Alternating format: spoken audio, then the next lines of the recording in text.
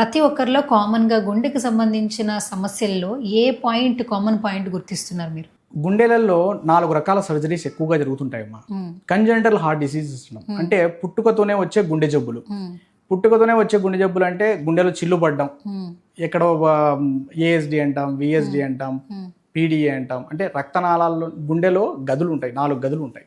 గదికి మధ్యలో మనకు గోడలు ఎలా ఉంటాయో గది మధ్యలో కూడా కండతో గోడ తయారు చేసి ఉంటాడు భగవంతుడు. అది అమ్మ గర్భంలోనే అన్నీ క్లియర్గా కట్టుకొని రావాలి.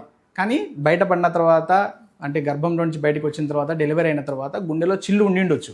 అట్లాంటి చిల్లులని మనము ఆపరేషన్ చేసి క్లోజ్ చేసేది ఒక రకమైనటువంటి ప్రాబ్లం. రెండో రకమైన ప్రాబ్లం ఏంటి? గుండె రక్తనాళాల్లో బ్లాకులు ఉండడం. రక్తనాళాల్లో బ్లాకులు నేను ఇప్పుడే చెప్తున్నాను. రక్తనాళాల్లో గ్రాడ్యువల్గా కొలెస్ట్రాల్ అక్యుములేట్ అయిపోయి ఆ కొలెస్ట్రాల్ అక్యుములేట్ అయిపోయి ఒక స్టేజ్ వరకు ఒక్క రక్తనాళంలో బ్లాక్ ఉంది, స్టెంట్ వేస్తారు. 2 రక్తనాళాల్లో బ్లాక్లు ఉన్నాయి, స్టెంట్ వేస్తారు. 3 రక్తనాళాల్లో బ్లాక్లు ఉన్నాయి, స్టెంట్కు వీలు పడకపోవచ్చు. అలాగే left main coronary artery disease అంటాం. ఇప్పుడు గుండె రక్తనాళాలు చూసుకుంటే ఇది నేను చూపిస్తాను ఒకసారి. గుండె ఈ విధంగా ఉంటుంది. గుండెలో ఇది రైట్ కరోనరీ ఆర్టరీ, ఇది లెఫ్ట్ కరోనరీ ఆర్టరీ అంటాం. గుండె రక్తనాళాల్లో ఇక్కడ రక్తనాళం పుట్టిన చోటనే బ్లాక్స్ ఉంటాయి కొంతమందికి. అట్లాంటి వాళ్ళకి బైపాస్ సర్జరీనే మార్గం. స్టెంట్ వలన ఉపయోగం ఉండదు, తొందరగా ఫెయిల్ అయ్యే అవకాశాలు ఉంటాయి. అలాగే రక్తనాళం బైఫర్కేషన్ అయిన చోట కూడా ఇక్కడ 2 చోట్ల రక్తనాళాలు క్రిటికల్గా మూసుకుపోయి ఉండొచ్చు. అట్లాంటి దానిలలో కూడా బైపాస్ సర్జరీనే మార్గం.